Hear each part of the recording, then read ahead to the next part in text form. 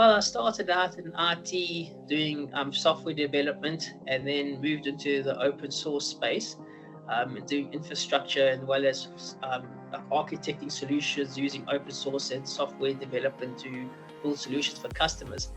And with that experience, as cybersecurity became more and more of an issue, I moved into the cybersecurity side of things because I had a broad understanding of architecture and the different components that make up systems, IT systems. And that's how I got into cybersecurity. It's also a very interesting field, and it's very intellectually challenging and stimulating. So it's one of the things that attracted me to it. And as cybersecurity has become more and more of a issue facing corporates in the world today, it's something which became more and more of a demand from customers and clients that I have to advise them on cybersecurity, to carry out cybersecurity services for them, etc. So yeah, that's been my journey into cybersecurity. I think as many others, it's something which is very, it attracts people because of its challenges and its deep understanding of IT and computers that you need to really be able to master cybersecurity. When I started looking into certifications around cybersecurity, CEH came up pretty quickly as one of the widely recognized cybersecurity certifications. Also looked at its course outline, what it covers, and it's quite comprehensive. So that's what attracted me to the CEH program.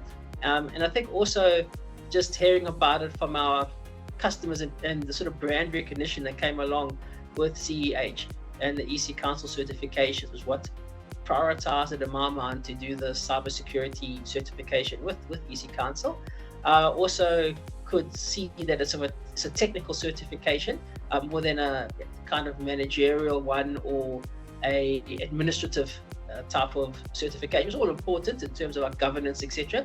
But I was primarily interested in the technical side of cybersecurity. So that's what drew my attention to the CEH program. Well, I do consulting around information technology and cybersecurity in particular, and being able to go to clients and when they want to sort of know about why they should engage you in a cybersecurity service as opposed to somebody else, and also that to be able to sort of show them and demonstrate expertise in cybersecurity. That's how the EC Council certification benefited me. So it's very much a thing of recognition in the marketplace, and as well as skills, right? Because if you just kind of pick up skills as you go, you get a very narrow focus of skills that you've kind of encountered in your career as a cybersecurity specialist. And with the EC Council CEH program, you get to cover areas maybe you're not that strong in terms of expertise or you never thought about before. So that's what the benefits in terms of my career, expanding what the possibilities and the opportunities for looking at cybersecurity, not just, let's say, from a application programming perspective, but also from a networking perspective or a database perspective, and social engineering and how to guard against that phishing. Well, I suppose everybody kind of knows phishing, but the more sophisticated forms of phishing, and being able to trace and do auditing of cybersecurity incidents. And I think that's really the two main benefits of the certification. One is brand recognition, and the other one is obviously picking up skills and improving the skills that you have. CEH is one of the top recognized cybersecurity certifications in South Africa. In the industry, it's widely recognized, especially in the financial services sector in South Africa. And then the organization as well is one of the premier certifications that like our technical teams to have around cybersecurity skills. So yeah, it's a widely recognized certification that is well respected in the industry. It did help. It helps with clients when you're communicating with them and they're asking you for CVs and credentials, when they're trying to select prospective service providers. So having a CEH certification next to your name means that your skills have been vouched for, and that's invaluable when you're dealing with customers. So you walk in and they already feel comfortable that you know and have the skills necessary to perform the tasks and services that they need you to do. So the CEH certification, the main impact it had on me, because from a skills point of view, right, and a technical point of view, was acquiring new skills and understanding new tools and a new way of seeing things. I did it primarily for two reasons. One is for the industry recognition, right, so it could help with careers and getting customers, etc. And the thing that really impacted me more than that, though, was actually what I learned in the course. I think that's quite important for me, because even if I didn't get the recognition in the marketplace, let's say, for example, what it taught me was invaluable, and I really enjoyed that. Right? The kind of the depth of the certification and the subject matters covered, and the way it keeps on being updated for the latest developments in cybersecurity. That's how it's really impacted me the most. My career has always been in the open source space. The community has been quite an important part of that. Anybody that's a sort of open source advocate or open source open source follower,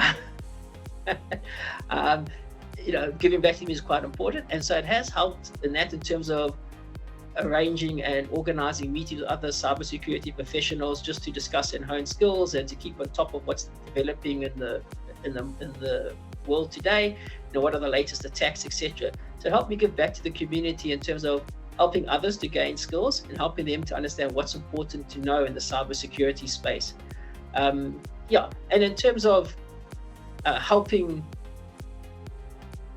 projects, right, that are open source projects that might need some cybersecurity input, that's more, it's not as much as I'd like it to be, but at least being able to kind of point to some bug reports, etc., to help open source projects become more secure, right, in how they write and develop their software. I think the favorite part is, like, there's so many areas that are good in it, right? If you look at all the different the chapters and the modules that go into CEH, I really enjoyed the networking part, understanding at the deeper level TCP/IP stack, how they can be manipulated and abused to do reconnaissance or to gain access to systems. I think that really helped me with that understanding. I was really quite strong on the application development side. The SQL injection, database security, I enjoyed that as well. So and I think the depth of the coverage of some of the case studies that are involved in the course was also interesting as well. And so it's hard to kind of pick necessarily just one favorite section, because every sort of module you get something out of it that you never knew about or didn't completely understand, or you just made some assumptions about what was going on, and then after going through the modules, having a more thorough understanding, or even if it just confirmed what you knew, it was good to know that. So even though it might be hard for me to pick out a favorite one, I would say the networking side of things. And then obviously social engineering is always good as well. I'm not much of a social engineering expert myself. I tend not to focus on that side. I'm more of the technical side, but good to know. I mean, that one that you asked earlier about what impacted the most, that also impacts on you, just because being aware of how you're being manipulated, whether it's when you go into a shop and a salesperson approaches you, etc., right? All of that social engineering that's happening all the time. I think helping me present my CV and my credentials to potential customers or prospective customers when I'm doing consulting has helped me a lot in that.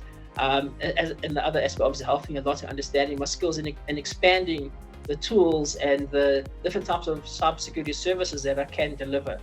Maybe not just doing application security testing, but also just doing general penetration testing, OS level testing, network level testing, etc. So kind of being more comprehensive in my approach to cybersecurity than just one particular area of cybersecurity. If I have any messages to EC Council for the team, it's hard to say. I guess it's a dynamic, all things are changing all the time, so I know they're continually updating everything, and it might be quite hard to keep up, with the continual changes. It's cloud, it was mobile, then it's cloud, now it's AI and machine learning, etc. And some of those areas are still settling down, and what we need to know and the tools that we need to know to be able to perform cybersecurity services in those areas are still developing. So try and keep it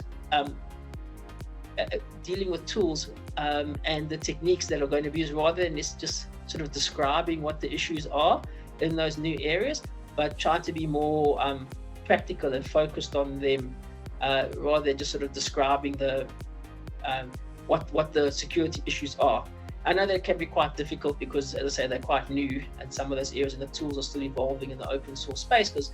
And also, I'd say keep the focus on open source cybersecurity tools, rather than I'm personally a Linux user on the Linux side of things, and the open source cybersecurity tools are a preferred set of tools for me than, let's say, the Windows-based tools where they are, open core, or where it's a free trial version, etc. So rather focus on those tools which don't require necessarily people to purchase the tools.